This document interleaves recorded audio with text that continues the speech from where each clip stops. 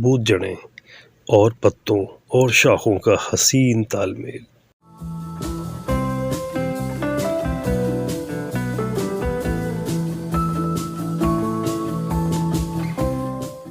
देखने में तो ये किसी बड़े दरख्त की तस्वीर नज़र आते हैं, लेकिन असल में ये कद के लिहाज से बौने हैं।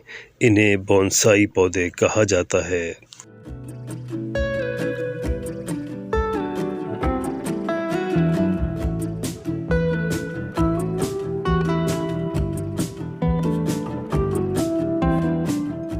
इन्हें बोनसाई इनके बोनेपन की वजह से नहीं कहा जाता, बल्कि बोनसाई असल में दो अल्फाजों का मजमुआ है, यानी बोन जिसका मतलब है बर्तन और साई जिसका मतलब है उसमें लगा दरख्त।